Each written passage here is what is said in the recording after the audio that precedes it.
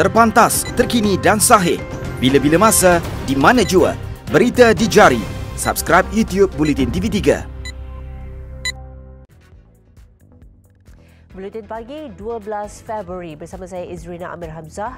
Tajuk utama pagi ini, WHO umum penyakit disebabkan novel coronavirus dinamakan sebagai COVID-19.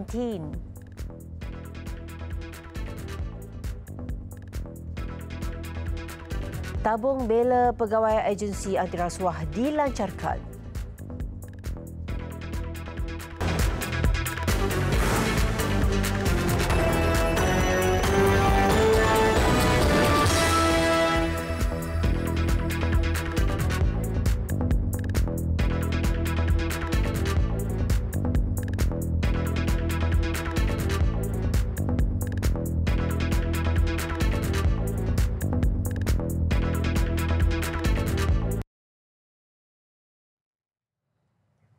Assalamualaikum dan salam sejahtera. 2 maut manakala seorang lagi cedera parah apabila sebuah kereta merempuh 3 motosikal di laluan bertentangan di Air Hitam Pulau Pinang malam tadi. Ketiga-tiga mangsa merupakan penunggang motosikal yang dirempuh kereta terbabit.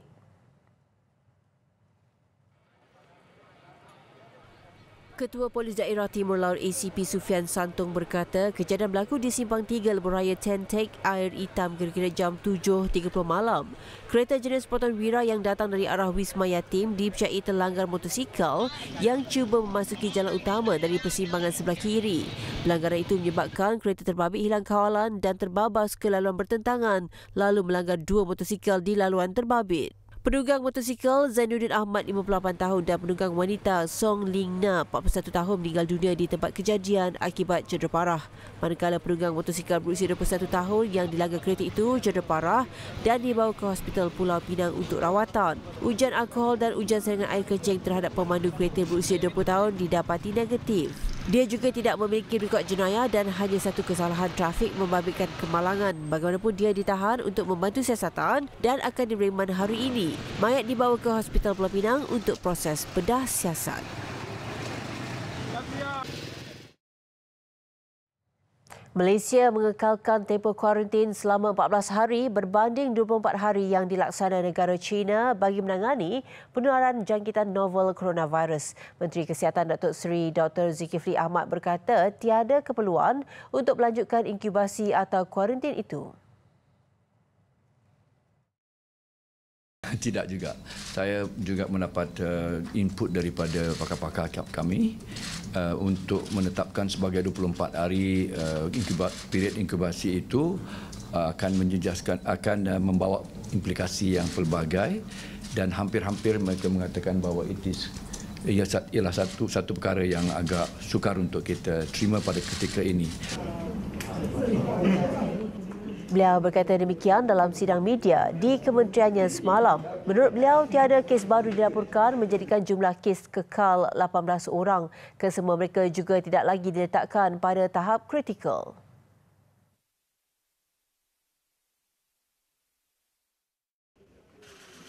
Sementara itu, Malaysia dan Singapura bersetuju menubuhkan jawatan kuasa kerja bersama bagi menangani jangkitan novel coronavirus. Ia dicapai dalam masa yang cukup pantas hanya melalui sidang video Menteri Kesihatan kedua-dua negara lewat petang semalam. Fokus kerjasama dua hal ini adalah seperti berikut. Pertama, perkongsian maklumat dalam bidang kesihatan awam, perubatan dan penyelidikan bagi memastikan penularan jangkitan 2019 nCoV ditangani secara berkesan. Kedua, saringan dan pengurusan kes rentas sempadan Malaysia-Singapura. Menurutnya, jawatan kuasa bersama itu akan diterajui Timbalan Menteri Kesihatan kedua-dua negara. Terdahulu beliau mengadakan sidang video bersama Menteri Kesihatan Singapura Gan Kim Yong selama sejam di ibu pejabatnya.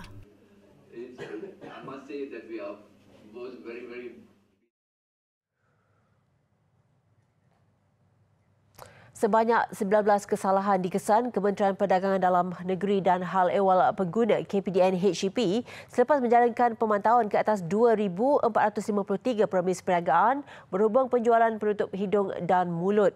Menterinya Datuk Seri Saifuddin Nasution Ismail berkata pihaknya mengeluarkan kompaun dan melakukan rampasan masing-masing RM67,400 dan RM4,344. Dalam satu kenyataannya, daripada 19 kesalahan terbabit, 16 adalah kes jualan melebihi harga maksimum dan 3 adalah kes tidak mempamerkan tanda harga. Penutup hidung dan mulut merupakan barang harga terkawal di bawah Perintah Kawalan Harga Barang-Barang Harga Terkawal 2009 dan Perintah Kawalan Harga Penetapan Harga Maksimum 2009. Mana-mana penjual yang ingkar boleh dikenakan kesalahan di bawah Akta Kawalan Harga dan Anti Pencatutan 2011. Pengguna disaran untuk lebih peka serta mengadu kepada KPDN HEP melalui mana-mana 9 saluran aduan kementerian itu termasuk aplikasi WhatsApp di talian tertera sekiranya terjumpa sebarang insiden penjualan penutup hidung dan mulut melebihi harga kawalan oleh peniaga. Maksudnya satu hari juga lah. Satu hari tukar lah biasanya. Malaysia mengambil peranan utama dalam menyalurkan bantuan kepada pegawai agensi anti rasuah yang berhadapan pelbagai cabaran sewaktu menjalankan tugas termasuk penganiayaan dan penderaan. Perdana Menteri Tun Dr. Mahathir Mohamad berkata peranan itu bermula dengan penubuhan Perdana International Anti-Corruption Champion Fund PIACCF.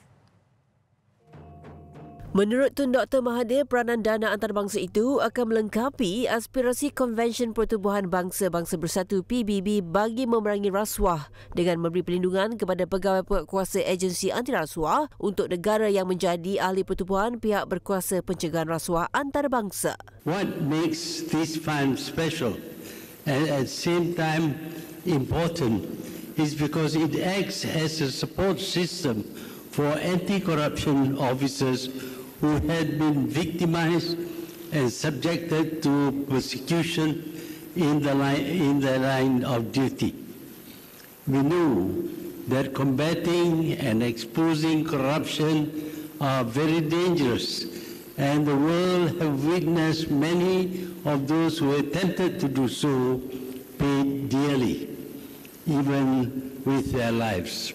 Beliau berkata demikian dalam ucapannya sebelum merasmikan PIACCF di Putrajaya malam tadi. Tambahnya, semua pegawai anti rasuah yang berhadapan cabaran besar dalam menjalankan tugasnya adalah wira sebenar. Beliau turut mengiktiraf keberanian dan keazaman ditunjukkan oleh bekas Peguam Negara Tan Sri Abdul Ghani Patail, bekas Governor Bank Negara Malaysia Tan Sri Dr. Zeti Akhtar Aziz dan bekas Ketua Pesuruhjaya Suruhanjaya Pencegahan Rasuah Malaysia Datuk Sri Muhammad Shukri Abdul yang membongkar skandal One Malaysia Development Berhad 1MDB.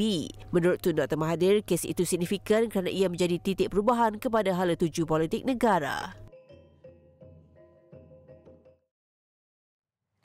Susulan pembatalan kelaikan Dr. Ting Tion Chun sebagai adun pujut, tiada pilihan raya kecil perlu diadakan bagi mengisi kekosongan kursi berkenaan. Ia memandangkan pengosongan kursi berkenaan telah melepasi tempoh 2 tahun sebelum tarikh akhir Dewan Undangan Negeri DUN perlu dibubarkan pada Jun 2021. Menurut Speaker Dewan Undangan Negeri Sarawak Datuk Muhammad Asfia Awang Nasar, pilihan raya kecil hanya perlu diadakan sekiranya pengosongan kerusi menjejaskan kedudukan majoriti di dalam DUN. Dalam pada itu, beliau menyifatkan keputusan Mahkamah Persekutuan berhubung pembatalan kelaikan Dr. Ting adalah tepat. Sementara itu, Dr. Ting katanya perlu memulangkan segala pendapatan diperolehinya sebagai adun. Ia kerana beliau daripada awal tidak berkelaikan menjawat jawatan berkenaan. The ruling made by the Federal Court today, Dr. Ting is disqualified. Therefore, he has never been a lawful elected representative of Pujut. As such, he should not receive the salaries and he should reimburse. Beliau berkata demikian dalam sidang media di bangunan Dewan Undangan Negeri Sarawak Baru di Kuching malam tadi. Dr. Ting dari parti DAP dilucutkan kelaikan oleh Mahkamah Persekutuan di Putrajaya kerana memiliki kerakyatan Australia. Pada pilihan raya negeri 2016, Dr. Ting memenangi pertandingan 4 penjuru dengan majoriti undi 1,759. Kindly write.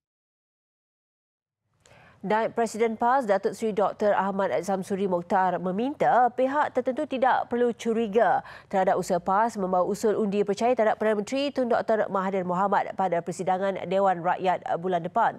Beliau turut menafikan dakwaan usul berkenaan sebahagian rancangan parti itu membentuk Pakatan Nasional untuk memecah belahkan kaum lain di negara ini. Itu adalah tafsiran orang-orang yang paranoid dengan apa yang sedang berlaku. Saya rasa, kenapa dia tak sokong Perdana Menteri ke? Kalau sokong Perdana Menteri itu, sepatutnya kita sama-sama boleh menyokong dan bersetuju untuk undi menyokong Perdana Menteri. Kecuali lah orang yang bercakap tu dia ada hasrat lain, dia tak sokong Perdana Menteri. Beliau yang juga Menteri Besar Terengganu turut menemplak dakwaan PAS terikat dengan kerajaan pusat dan menerima sejumlah wang sehingga terdesak membentuk Pakatan Nasional bersama Bersatu dan UMNO. Datuk Seri Ahmad Samsuri Mokhtar berkata demikian ketika ditemui selepas merasmikan Majlis Convocation Penyampaian Anugerah Empower ECER Terengganu 2019 di Universiti Sultan Zainal Abidin Uniza semalam. Yang mengusulkan produk batu. Pertubuhan Keselamatan Sosial Perkeso tahun lalu membelanjakan RM729 juta untuk bayaran faedah keselamatan sosial dan juga rawatan pemulihan pekerja yang mengalami kemalangan. Ketua Eksekutifnya, Datuk Seri Muhammad Azman Aziz Muhammad berkata, pihaknya mencatatkan sejumlah 79,676 kes yang mana 47.9% daripadanya kemalangan dalam perjalanan berbanding 72,631 kes tahun 2018. Jelasnya peratusan kes maut dalam kemalangan perjalanan adalah lebih tinggi berbanding perusahaan, kira-kira 75% atau sekitar 7 daripada 10 pekerja maut akibat kemalangan di jalan raya. Statistik kemalangan jalan raya di negara ini yang melibatkan kecederaan parah semasa pergi dan pulang kerja pada 2019 mencatatkan 1,117 kes berbanding 1,079 kes pada tahun 2018. Jumlah berkenaan menunjukkan kenaikan 38 kes.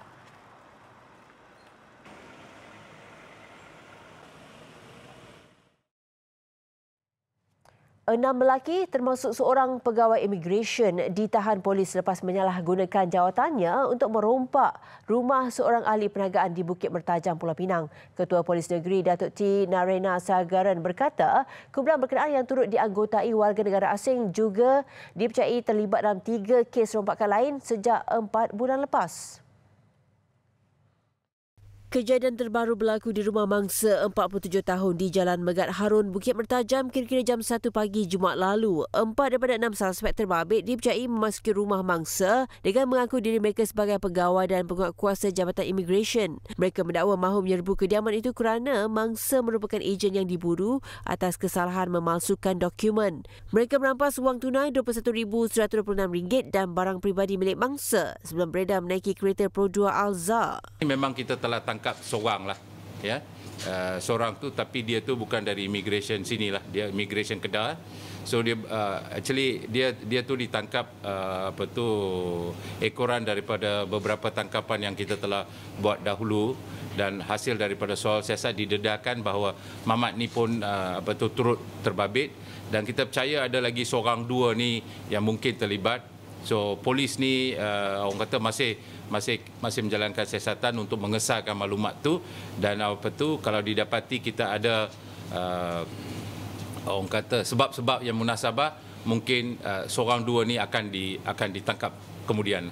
Susulan laporan dibuat mangsa, polis menahan 6 suspek di 5 lokasi berbeza. Kesemua suspek berusia 24 hingga 44 tahun kemudian diremand selama 7 hari untuk membantu siasatan. Kes disiasat mengikut Seksyen 395 Kanun Kesiksaan.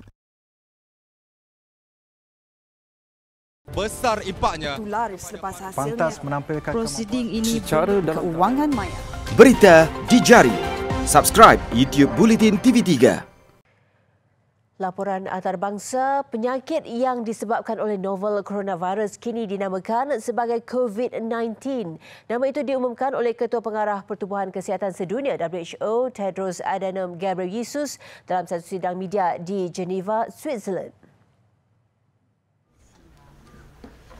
Nama itu dipilih bagi mengelak rujukan terhadap lokasi geografi tertentu, spesies haiwan, orang perseorangan atau berkumpulan. Ia juga selaras cadangan antarabangsa untuk penamaan bagi mengelakkan stigmatisasi. We had to find a name that did not refer to a geographical location, an animal, an individual or group of people, and which is also pronounceable and related to the disease. Having a name matters to prevent the use of other names that can be inaccurate or stigmatizing.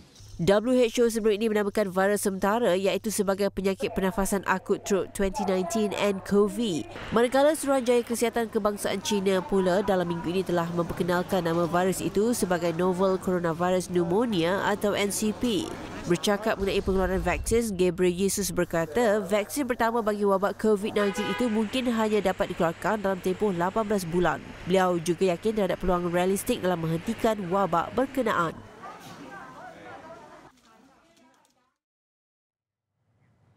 Dalam pada itu, jumlah kematian akibat wabak coronavirus di China melonjak kepada 1,112 orang selepas wilayah Hubei yang menjadi pusat penularan melaporkan lebih 90 kematian baru. Dalam kemaskini harian, Suruhanjaya Kesihatan Hubei juga mengesahkan lebih 1,600 lagi kes baru di mana wabak itu mula dikesan pada Disember tahun lalu. Kini terdapat lebih 44,200 kes disahkan di seluruh China berdasarkan angka yang dikeluarkan oleh kerajaan. Virus baru itu dipercayai muncul tahun lalu di pasar yang menjual haiwan liar di ibu kota Hubei, Wuhan, yang menjadi pusat penularan wabak itu.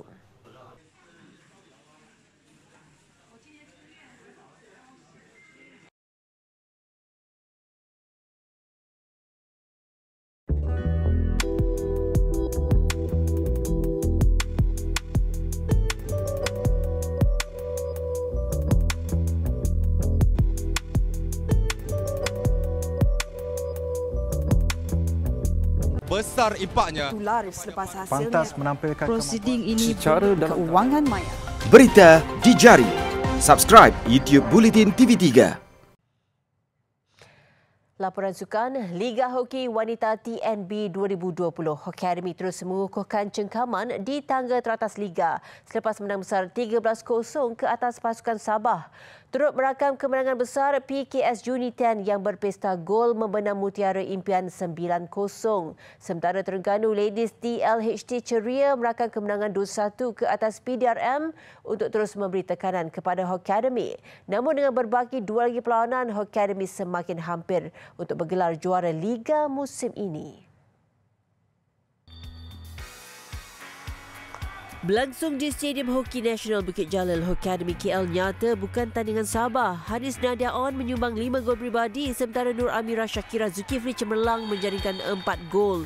5 gol dihasilkan pada babak pertama dengan Hanis dan Nur Amira masing-masing menjaringkan 2 gol. Dan satu lagi gol dari Wan Nur Faizah Mat Sauti pada minit ke-11. Bersambung babak kedua, Sabah semakin tenggelam, gagal menyaingi kehebatan Hoki Academy yang rata-ratanya diwakili pemain kebangsaan. 8 lagi gol menyusul selepas itu dengan Hanis Nadia menambah 3 lagi gol pribadi pada minit ke-44, 50 dan 53. Tidak terkecuali Nur Amirah merekod 2 gol pada minit ke-48 dan 59. 2 lagi gol dijaringkan Nurul Farah Wahida Marzuki dan Ashley Kate menyumbang 1 gol pada minit ke-57.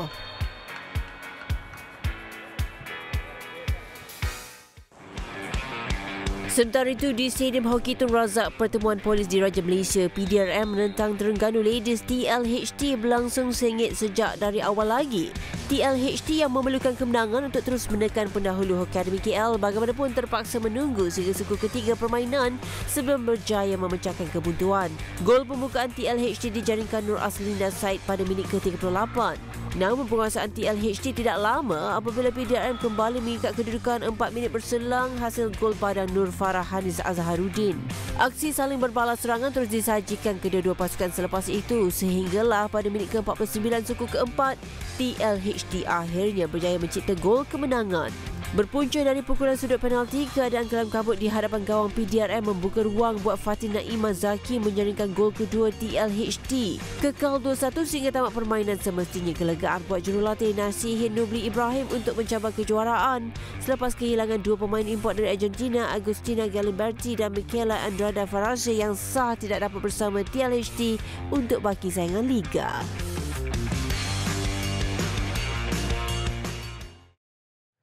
Kejohanan Karate Piala Ketua Polis Terengganu 2020, Ibu Pejabat Polis Daerah Kemaman IPD Kemaman muncul juara keseluruhan bagi kejohanan yang julung kali diadakan selama 2 hari bermula Isnin lalu. Kejohanan yang berlangsung di Kompleks Majlis Sukan Negeri MSN di Kuala Nerus, ia disertai 55 peserta dari IPD di Terengganu, Ibu Pejabat Polis Kontijen IPK dan pasukan simpanan persekutuan FRU. 9 kategori dipertandingkan. IPD Kemaman berjaya membawa pulang 4 emas dan 3 gangsa. Seterusnya dinobatkan sebagai juara keseluruhan. Alhamdulillah, kita menerima banyak peserta penyertaan daripada semua daerah dan kita dapat lihat banyaklah perkembangan dari segi mutu pertandingan, mutu persembahan daripada anggota-anggota dan pegawai yang telah pun menunjukkan semangat kesukanan dalam acara karate lah. Pertandingan itu menjadi platform untuk pemilihan peserta mewakili pasukan Polis Terengganu bertanding dalam kejohanan Karate Piala Ketua Polis Negara yang dijadual berlangsung di Sintok Kedah April ini. Sekian paparan Buletin Pagi. Terus ikuti kami di media sosial dan platform digital Buletin TV3 untuk pelbagai perkembangan berita terkini. Saya Izrina Amir Hamzah. Salam hormat dan Assalamualaikum.